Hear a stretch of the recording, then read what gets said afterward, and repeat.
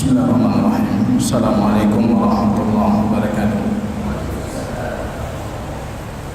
Alhamdulillah nahmaduhu wa nasta'inuhu wa nastaghfiruh wa na'udzu billahi min shururi anfusina wa sayyiati a'malina.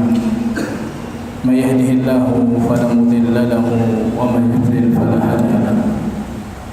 Asyhadu an la ilaha illallah wahdahu la syarika lahu وأشهد أن محمدا عبده ورسوله وصفيه من خلقه وخليله محمد صلى الله عليه وسلم وعلى آله وصحبه الكرام.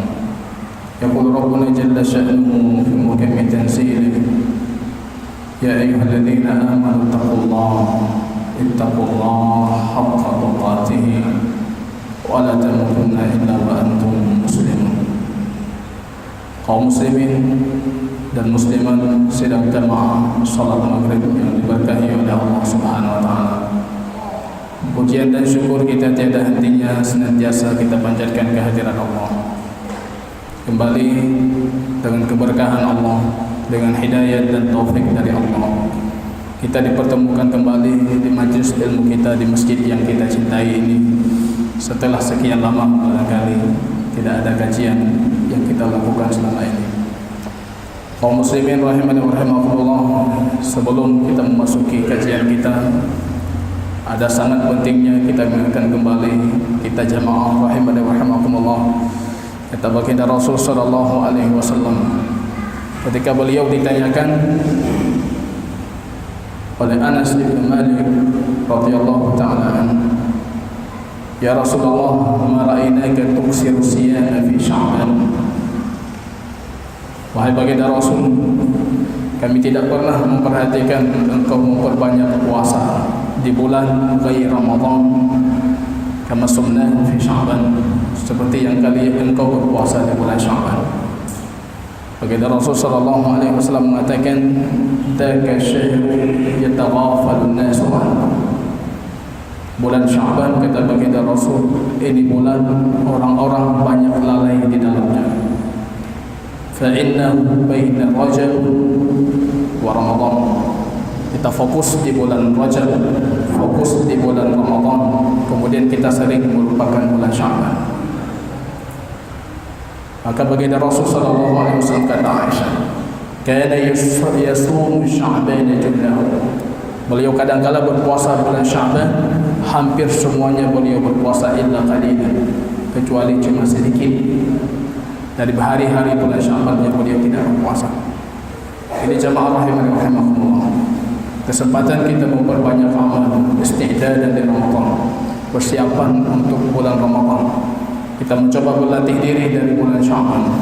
Ini jamaah rahimani wa rahimakumullah, malam yang berbahagia ini kita akan mengangkat satu tema yang setidaknya sangat penting untuk kita bicarakan.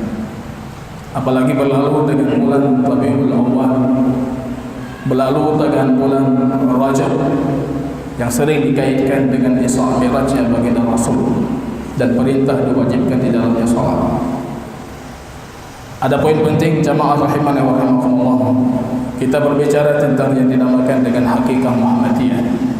Ini setelah sekian banyak yang bertanya, ada tidak dalil terhadap Nur Muhammad, atau yang dinamakan dalam beberapa kitab fikih, kitab sufiyah, itu dengan hakikat Muhammadiyah. Al-kalimah al-Muhammadiyah, kalimatu Muhammadin, Nur Muhammadin, hakikatu Muhammadin, al-hakikatu Muhammadiyah, al-qalam. Ini semua nama untuk satu hakikat yang kita kenal dengan Nur Muhammad. Sering kali saya ditanyakan, Nur Muhammad itu ada dalilnya dari kitab dan sunnah baginda Rasul sallallahu alaihi wasallam atau tidak? Sebagai mukaddimah jamaah rahimani wa rahimakumullah, sebelum kita berbicara lebih lanjut tentang Nur Muhammad yang akan kita bicarakan, ada poin sangat penting dalam syariat harus kita pahami. Quran seringkali menitik beratkan terhadap poin ini. Allah menegaskan dalam banyak ayat dalam Al-Quran, wa ma Muhammadun illa rasulun qad khalat min qablihi rusul. Muhammad itu tidak lain, kata Allah, melainkan cuma sebatas seorang rasul. Qad khalat min qablihi rusul. Dan sebelumnya pun banyak Rasul yang sudah Allah wafatkan sebelum Muhammad. Wa ma Muhammadun illa Rasul. Allah tegaskan seringkali dalam Al-Quran di akhir penghujung surat Al-Kahfi, penutup surat yang kita bacakan sebagai penjagaan kita terhadap fitnah. Allah katakan, innama ana basyarum mislukum. Baginda Rasul sallallahu alaihi wasallam, Allah sebutkan bahwasanya aku cuma sebatas manusia seperti kalian. Cuma perbedaannya aku dengan kalian, innama basyarum mislukum yuha ilayya. Aku diberikan wahyu oleh Allah, itu yang membedakan aku dengan kalian. Muhammad Abdullah. Ada karakteristik ubudiyah yang melekat pada diri Muhammad, ini tidak bisa kita pisahkan. Dan Muhammad itu Rasulullah. Ada karakteristik kenabian dan kerasulan yang juga tidak bisa kita pisahkan. Ada kaum yang dulu terhadap ubudiyahnya Muhammad, golongan kiri dari Sufiyah, melebihkan Muhammad dari hakikatnya, mengangkat Muhammad lebih dari posisi yang Allah letakkan Muhammad atasnya. Ini hulu terhadap Abdullah. Ada kaum yang jafak terhadap Rasulullah, golongan Syiah, menurunkan baginda Rasul dari nilai kenabian dan kerasulan, menisbatkan kepada baginda Rasul sifat-sifat yang jauh daripada sifat kenabian dan kerasulan. Allah tidak menginginkan demikian. Yang Allah inginkan Muhammad itu Abdullah Rasulullah. Jangan lebih, jangan berlebihan, jangan kalian berdusta atas nama baginda Rasul. Abdullah ibn Syikhir dalam hadis Imam Bukhari, beliau mengatakan, jitu ila Nabi fi wafdin Bani Amir. Aku datang kepada baginda Rasul sallallahu alaihi wasallam dengan kelompok Bani Amir yang ingin mengunjungi baginda Rasul. Faqalu, kemudian mereka mengatakan, anta sayyiduna. Wahai Muhammad, wahai Rasulullah, engkau itu sayyid kami. Engkau itu tuan kami, penghulu kami. Rasul mengatakan, bukan. As-Sayyid huwa Allah. Sayyid itu Allah, yang punya siyadah mutlak, yang punya kewenangan mutlak dan kebijakan mutlak itu Allah. As-Sayyid huwa Allah. Kemudian mereka mencoba mengganti ibaratnya, mengatakan, wa anta afdaluna wa ibnu afdalina. Engkau yang terbaik dari kami dan engkau anak orang yang terbaik dari kami. Rasul mengatakan, qulu bi qaulikum wa ba'd qaulikum. Katakan dengan ucapan kalian atau dengan sebagian ucapan kalian. Itu kalau kita terjemahkan bahasa Aceh, pegah dia punya galak, keun dia punya je, pegah dia punya galak. Wala yajriyannakum syaitan. Hati-hati supaya syaitan itu jangan memperdayakan kalian. Anas mengatakan, ja'a unasun ila Nabi sallallahu alaihi wasallam. Datang orang kepada baginda Rasul. Kemudian orang itu mulai mengatakan, anta khairuna wa ibnu khairina. Engkau Rasulullah itu orang yang terbaik dari kami, anak orang terbaik dari kami. Rasul kembali mengatakan, qulu bi qaulikum wa ba'd qaulikum. Pegah punya galak. Wala yastahwiyannakum syaitan. Jangan syaitan memperdaya kalian. Ini firasat baginda Rasul, wahyu Allah, isyarat dari baginda Rasul. Akan ada orang yang terperdaya terhadap kedudukan baginda Rasul. Wala yastahwiyannakum syaitan, innama ana Abdullah wa Rasuluh. Aku itu Abdullah dan Rasulullah. Abdullah Rasulullah. La tatra'uni, jangan kalian berlebihan terhadap kata baginda Rasul, jangan berlebihan. Kama tara'atil Nasara Isa bin Maryam, sebagaimana orang Nasrani berlebihan terhadap Isa ibn Maryam. Kalian jangan berlebihan. Jangan berlebihan kata baginda Rasul. Baginda Rasul marah kalau kita berlebihan. Rabi, ini seorang wanita di zaman baginda Rasul, sahabiyah. Anaknya Muawwid al-Afra. Ketika hari perkahwinannya, ini Imam Bukhari dalam kitab Sahih Bukhari memberikan judul babnya, bab darbin duf fil walimah wal urs. Boleh memukul rebana ketika ada walimah ataupun ada perkahwinan. Baginda Rasul sallallahu alaihi wasallam disebutkan oleh Rabi' ini sahabiat tadi, datang ke tempat kami, wajariyatun lana tumaddil. Rupanya budak-budak dayang-dayang kami itu bernyanyi dengan memukul rebana di hari perkahwinan. Sebagian para ulama mengkhususkan harus di pesta-pesta perkahwinan dan harus cuma duh. Mereka mulai memukul rebana, mereka melantunkan syair-syair. Baginda Rasul mendengar syair-syair mereka, tiba-tiba si wanita tersebut mengatakan, wa fina nabiyyun ya'lamu ma fi ghadin. Di depan kami ada nabi yang tahu apa yang terjadi besok hari. Kalau kamu nak nabi yang dumpu.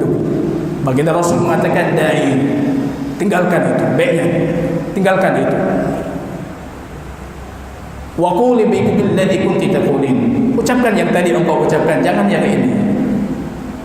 Allah mengatakan, wa inni la amliku dharran wa la rashada.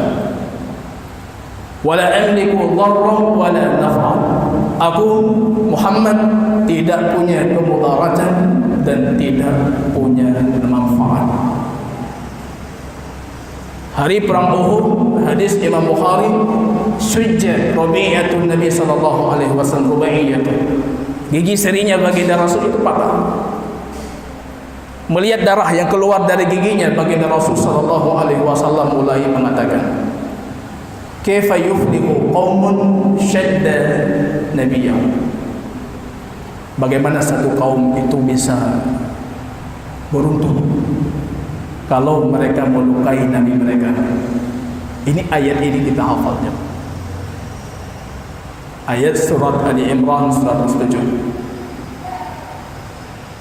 Rasul mengatakan bagaimana mereka bisa beruntung, bagaimana mereka bisa selamat kalau gigi nabinya saja bisa terluka. Allah menurunkan firman-Nya mengatakan, laisa laka minal amri syai'. Kamu tidak punya hak apa-apa. Nyomandum dalil Nur Muhammad terbantahkan. Kamu tidak punya hak apa-apa. Kamu bukan alasan dunia ini diciptakan. Bukan alasan malaikat itu sujud karena melihat di dahinya Adam ada Nur Muhammad. Bukan. Laisa laka minal amri syai'. Para ulama mengatakan ayat ini semua dalil Nur Muhammad boleh kalian sebutkan. Ayat ini membantah mutlak baginda Rasul itu tidak punya hak apa-apa. Laisa laka minal amri syai'. Engkau tidak punya perkara dan urusan apa-apa. Kita lihat Rasul pernah melaknat orang-orang yang membunuh pasal sahabatnya. Allah menurunkan laisa laka minal amri syai'. Kamu tidak punya hak apa-apa. Allah meletakkan posisi Muhammad Abdullah Rasul. Jangan kalian angkat, jangan kalian kurangi. Ini jamaah rahimani wa rahimakumullah. Memuji baginda Rasul, mengagungkan baginda Rasul cukup dengan hadis-hadis sahih dari Rasulullah. Kalau kita mau mengagungkan baginda Rasul sangat cukup. Ana sayyidu waladin Adam wala faqr. Aku ini sayyid anak Adam dan itu tidak perlu aku banggakan. Hadis sahih Imam Abu Daud dan Tirmizi. Baginda Rasul sallallahu alaihi wasallam ditanyakan, hadis Abu Hurairah, ya Rasulullah, mata wajabat nubuwwatu? Kapan sudah ditetapkan kenabian? Kenabian baginda Rasul kapan sudah ditetapkan? Yang sahih kita katakan sahih, yang tidak sahih kita katakan kapan kenabianmu sudah ditetapkan? Baginda Rasul mengatakan, wa Adam bainar ruhi wal jasad. Kenabianku sudah Allah tetapkan, sedangkan Adam masih dalam kondisi ruh dan jasad, belum terkumpulkan, belum fisik yang sudah ditiupkan ruh. Riwayat Imam Hakim ditegaskan wa nufikha fihi ruh, belum ditiupkan ruh Allah sudah menetapkan aku sebagai nabi. Itu hadis sahih. Puji baginda Rasul dengan hadis sahih. Hadis Irbad ibn Sariyah, Imam Bukhari meriwayatkan dalam kitab Tarikh Kabirnya. Baginda Rasul sallallahu alaihi wasallam ketika berbicara tentang awal penciptaan, kemudian baginda Rasul sallallahu alaihi wasallam mengatakan, kutibat indallah, sudah Allah tetapkan di sisinya. Ini cuma lafaznya kita perhatikan, ditetapkan di sisinya, tidak disebutkan di sini di atas arsy. Tidak disebutkan di sini kalimatnya laulaka ya Muhammad lama khalaqtul aflaka. Kalau bukan karenamu aku tidak menciptakan langit dan bumi. Itu tidak ada. Yang ada hadisnya Irbad ibn Sariyah, Allah sudah menetapkan di sisinya. Allah sudah menetapkan di sisinya sebelum Allah menciptakan para nabi-Nya. Sudah Allah tetapkan. Kemudian beliau mengatakan wa ana da'watu abi Ibrahim. Aku adalah doa bapakku Ibrahim. Kenapa beliau nabi? Kenapa beliau jadi khatimun nabiyyin? Allah sudah menetapkan itu beliau sebagai khatimun nabiyyin, penutup para nabi sebelum semuanya diciptakan. Wa ana da'watu abi Ibrahim. Aku doa bapakku Ibrahim alaihissalam. Wa bisyaratu akhi Isa, dan aku kabar gembira saudaraku Isa alaihissalam. Wa ru'yatu ummi lamma wada'atni ra'at nuran adha'at lahu minha qusur syams. Dan mimpi ibuku ketika beliau melahirkanku, rupanya ibuku bermimpi melihat cahaya keluar dari dirinya.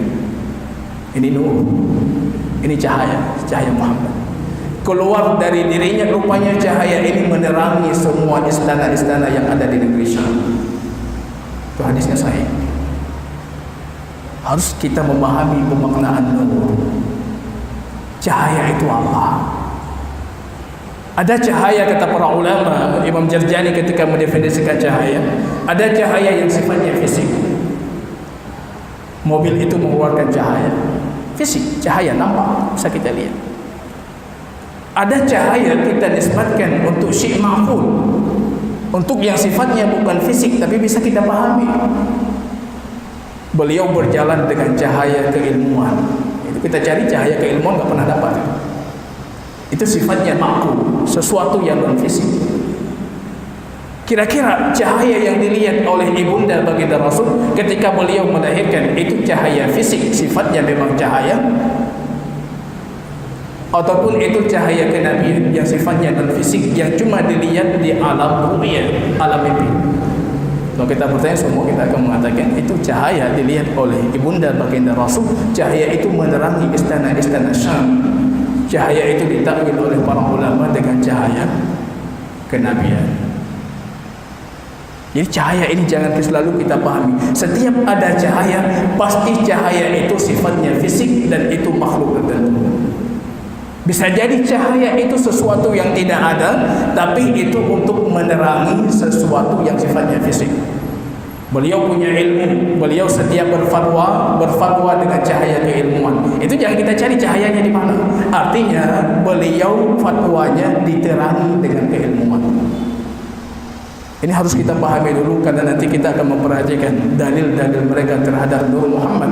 Kadangkala darinya dari Al-Quran, tapi Al-Quran menginginkan itu cahaya, bukan cahaya fisik. Mereka mengatakan itu cahaya fisik. Ini jamaah rahimani wa rahimakumullah. Saya sedikit mencoba mentalaah kembali tentang Nur Muhammad. Saya membuat perbandingan waktu para sufiyah mutaqaddimin kemudian para sufiyah mutaakhirin. Rupanya kita dapatkan yang pertama kali memproklamirkan adanya Nur Muhammad itu Sahibun At-Tustari, abad ketiga Hijriah. Sufi garis ekstrim mensifatkan Nur Muhammad dengan sifat yang tidak layak dinisbatkan beliau itu sebagai seorang muslim. Nanti akan kita bicarakan, akan kita bacakan apa perkataan beliau tentang Nur Muhammad. Diikuti oleh murid seniornya yang kita kenal dengan Hallaj, Husain ibn Mansur al-Hallaj, abad ketiga Hijriah. Pemahaman ini terus berkembang sebagai akidah, tapi mereka tidak punya dalil. Ini perbedaan ahlu sunnah dengan selainnya. Ahlu sunnah cari dalil, ambil akidah dari dalil. Kalau mereka tidak pahami akidah tertentu, kemudian ketika mereka ditanyakan, coba cari di mana ada dalil yang menguatkan, maka mereka mencoba berusaha mencari di mana dalil bisa menguatkan Nur Muhammad. Dalil jauh, nampak terang, semuanya diambil. Yang penting di situ ada isyarat Nur Muhammad, Nur Muhammad. Kalau kita beda. Maka saya ditanyakan, Anda meyakini Nur Muhammad? Saya tanyakan, ada hadis dari baginda Rasul yang menyatakan kalau Muhammad itu punya nur dan itu yang pertama kali Allah ciptakan sebelum langit dan bumi dan segalanya.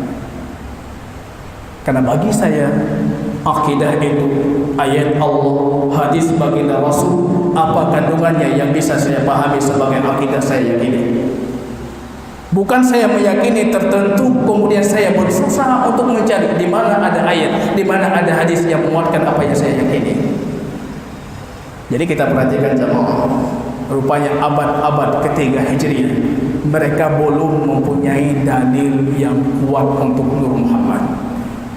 Tidak punya dalil. Berbeda hari ini. Beberapa hari yang lalu saya mencoba mendengar untuk mencari apa yang mereka sering jadikan sebagai dalil.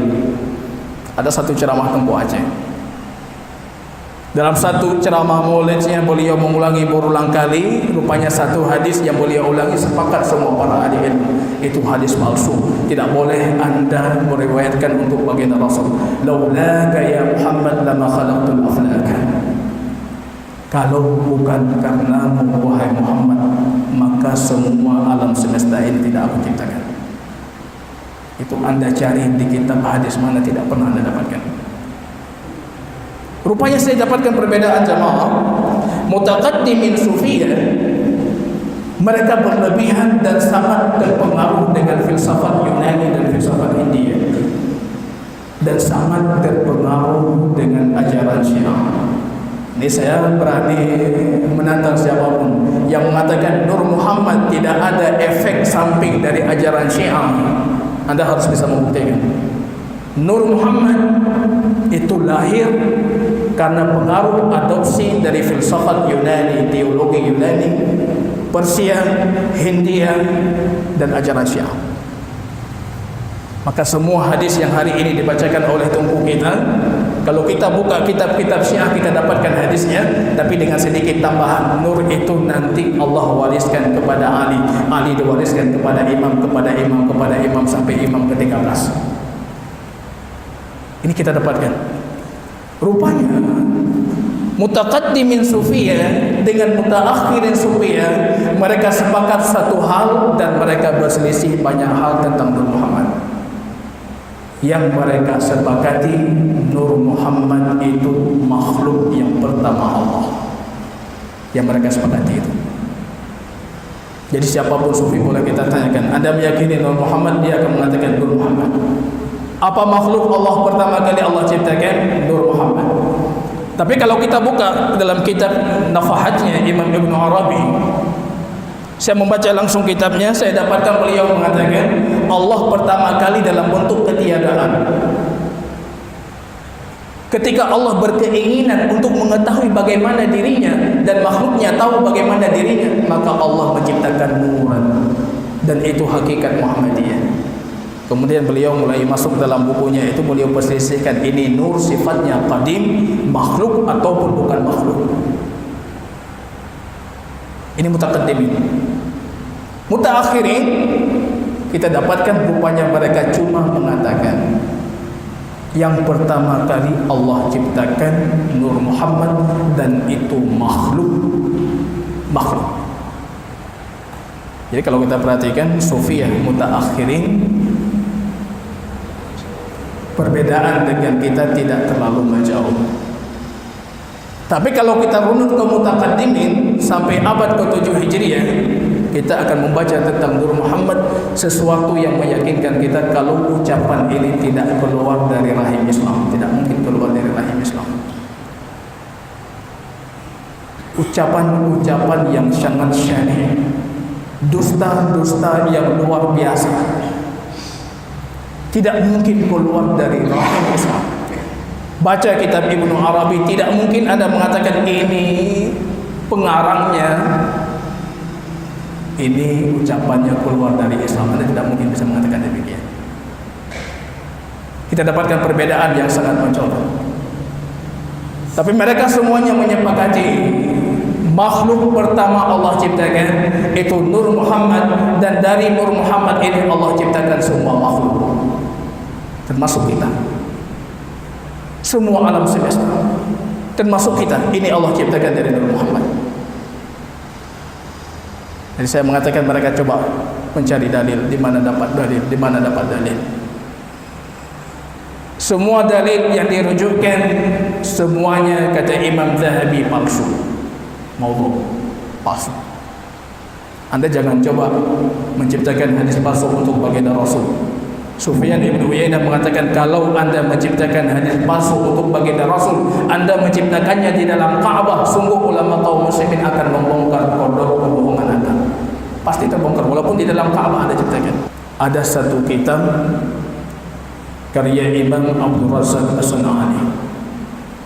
Imam Abdul Razak As-San'ani ini gurunya Imam Ahmad, gurunya Imam Syafi'i, guru yang paling dimimpikan oleh Imam Bukhari, dan beliau tidak sempat untuk belajar kepadanya. Saya dulu di Yaman tinggal di Qa'as-Sawat, jadi Qa'as-Sawat, yang jarak antara saya dengan kuburan Imam Abdul Razak itu tidak jauh, sekitar 15 menit Anda berjalan, Anda sudah mendapatkan kuburnya. Ulama Yaman, ulama para imam, gurunya para imam-imam besar itu Abdul Razak As-San'ani. Yang kita sayangkan dari beliau, rupanya ada satu karya besar beliau, Musannaf Imam Abdul Razak As-San'ani, jilid pertamanya itu ada beberapa halaman yang hilang. Jilid pertamanya di bab kitab taharah, kitab bersuci, itu ada beberapa halaman yang hilang. Para ulama di zaman itu mencoba mencari kemanapun mereka mencari, mereka tidak pernah mendapatkan di mana halaman-halaman yang hilang. Momen ini dimanfaatkan oleh orang-orang sufi yang ada di India. Mereka mencoba membuat beberapa hadis dengan sanad, diambil sanadnya Imam Abdul Razak As-San'ani. Nur Muhammad, dua hadisnya masuk dalam kitab taharah Musannaf Imam Abdul Razak, kitab bersuci. Anda akan dapat di sana hadis tentang Nur Muhammad, dan tentunya itu cetakan dan terbitan sangat khusus dan terbatas. Saya punya kitab Musannaf Imam Abdul Razak, saya tidak pernah mendapatkan hadis tentang awal penciptaan dunia, penciptaan alam semesta itu Nur Muhammad.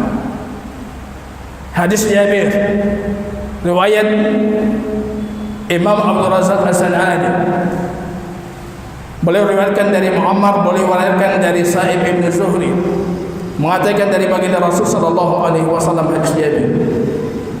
Ditanyakan kepada baginda Rasul, su'ila Rasulullah an awwalu khalqin, yang pertama kali Allah ciptakan. Kemudian rupanya baginda Rasul mengatakan, nuru nabiyyika ya Jabir. Ini hadisnya kalau Anda perhatikan lafaznya, Anda perhatikan sanadnya, Anda perhatikan matanya. Kalau Anda memang seorang penggali hadis, Anda langsung bisa menghukumi ini hadisnya palsu. Sanad diambil sana sini, kemudian dikumpulkan dalam kitab Musannaf Imam Abdul Razak. Apa yang pertama kali Allah ciptakan? Nur nabiyyika ya Jabir. Nur Nabi yang pertama kali Allah ciptakan. Ini hadis yang selalu mereka berdalil. Riwayat selanjutnya dengan riwayat yang sama, baginda Rasul mencoba menceritakan tentang awal penciptaan dunia. Coba Anda bayangkan, ini hadis penciptaan dunia masuk dalam kitab bersuci. Tapi kalau anda baca redaksi mereka, anda langsung yakin ini bisa jadi masuk dalam kitab bersuci. Rupanya mereka mencomot beberapa hadis dalam Musannaf Ibnu Abi Syaibah yang berkaitan dengan bersuci, dan ada berkaitan tentang awal penciptaan dunia, itu dimasukkan sebelumnya dan setelahnya, kemudian baru dimasukkan pembahasan Nur Muhammad. Jadi saya coba membaca hadisnya, panjang sekali hadisnya. Saya berfikir ini imajinasinya sangat tinggi dan butuh waktu panjang untuk mengarang hadis yang seperti ini. Anda mengarang hadis seperti ini butuh waktu panjang. Hadisnya baginda Rasul sallallahu alaihi wasallam menceritakan tentang awal penciptaan dunia. Kemudian baginda Rasul sallallahu alaihi wasallam mengatakan, khalaqallahu syajaratan wa laha arba'ata aqsam. Allah menciptakan sebotong pohon, menciptakan sebuah pohon, dan pohon ini ada 4 cabang. Summa khalaqa nura Muhammadin, kemudian Allah menciptakan Nur Muhammad. Wa ja'alahu fiha, dan Allah jadikan Nur Muhammad itu di dalam pohon tersebut. Fi hijabin min durratin bayda, dia tertutup, terbungkus dengan hijab yang menghalangi orang memandang dari luarnya, tertutupi dengan durrah, mutiara putih. Ini Nur Muhammad Allah tutupi dengan mutiara putih. Jadi dalam kitab Musannaf Imam Abdul Razak versi orang-orang Sufiyah ditutupi, dan dia punya 4 cabang.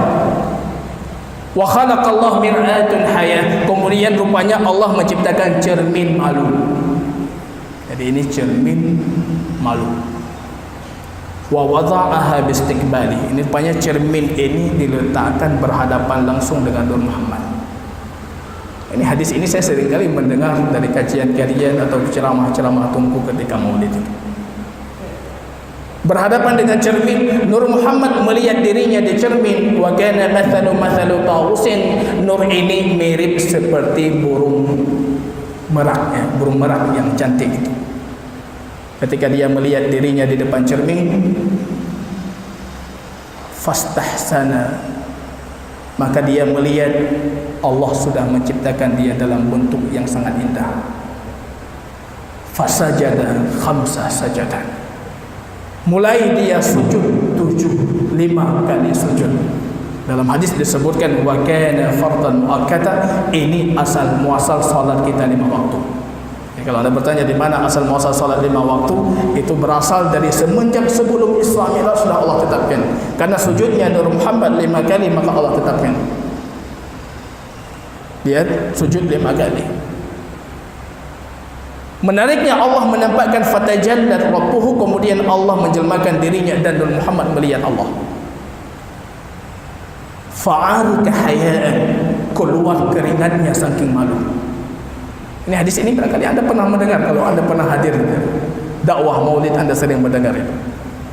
Melihat Allah, dia sangat malu, saking malunya dia keluar keringatnya. Min irki ra'sihi, dari keringat kepalanya itu diciptakan para malaikat. Nanti kita lihat kita diciptakan dari apa. Wa min irki wajhihi, dari keringat wajahnya Allah ciptakan qalam, Allah ciptakan pena, Allah ciptakan arsy, Allah ciptakan samawat, semua kawakib, benda-benda langit, bintang-bintangnya Allah ciptakan itu dari keringat wajahnya. Dari keringat dadanya Allah ciptakan para nabi, Allah ciptakan para wali, Allah ciptakan orang-orang saleh. Dari keringat telinganya Allah ciptakan orang-orang kafir, anak-anak orang Yahudi, anak-anak orang Majusi. Ini hadis ini diproklamirkan di mana-mana. Hadisnya panjang sekali. Di pertengahannya rupanya perawinya mengatakan, kemudian Allah jadikan nur ini di tengah dan semua ruh-ruh itu mengelilingi Nur Muhammad. Jadi Anda bisa membayangkan sendiri Nur Muhammad itu seberapa besar. Satu nur di tengah dikelilingi, kemudian masing-masing orang akan melihat bagian tertentu dari Nur Muhammad.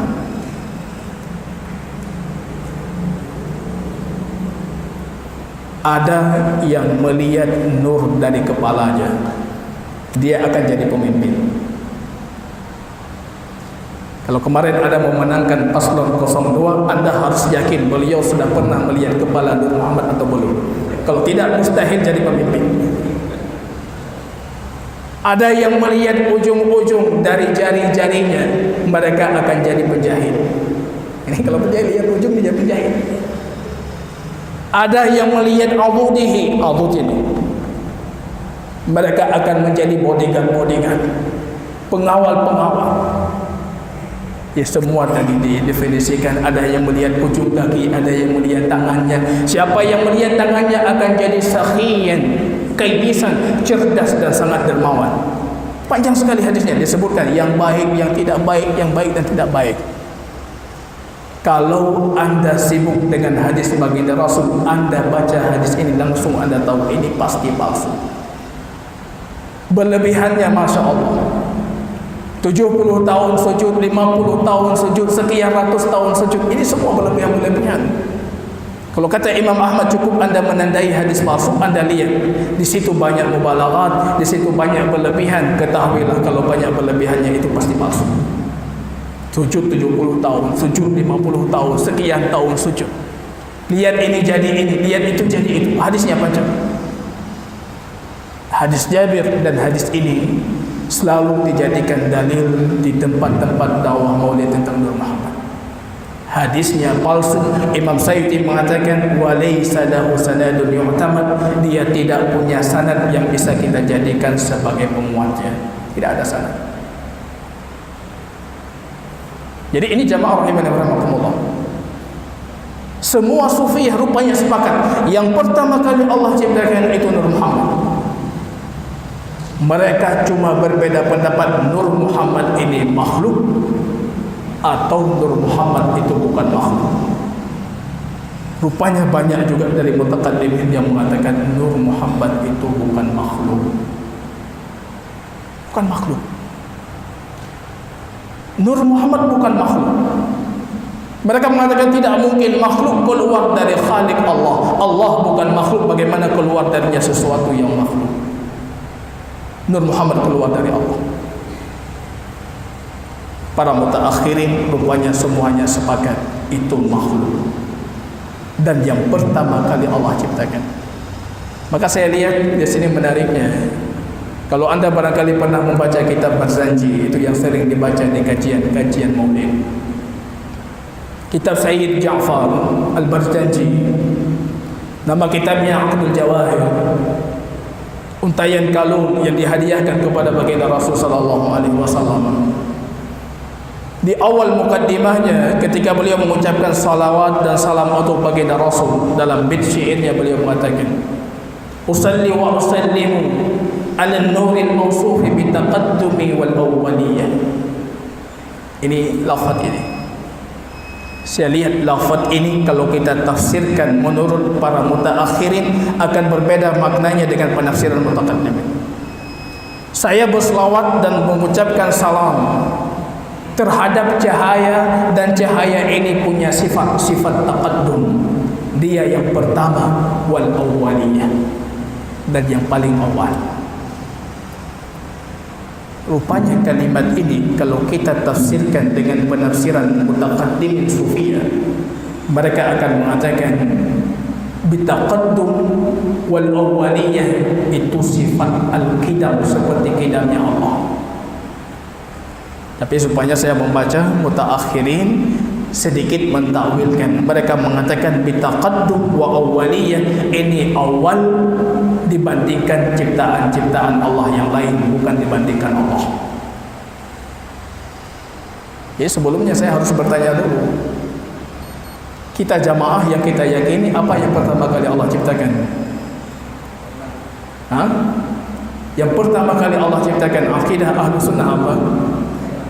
Okay, jangan sampai nanti yang masuk syubhat yang banyak yang sahih dari baginda Rasul tidak kita dapatkan. Yang pertama kali Allah ciptakan apa? Al-qalam. Hadis Imam Abu Dawud, awwalu ma khalaqallah al-qalam. Pertama kali Allah ciptakan al-qalam, summa qala lahu uktub, maka maqadir kulli syai'in hatta taqum as-saah, tulislah semua takdir segala sesuatu sampai terjadinya hari kiamat. Para ulama menafsirkan awwala ma khalaqallah, yang pertama kali diciptakan itu bukan artinya yang pertama kali diciptakan, tapi artinya ketika pertama kali diciptakan qalam, Allah mengatakan tulislah.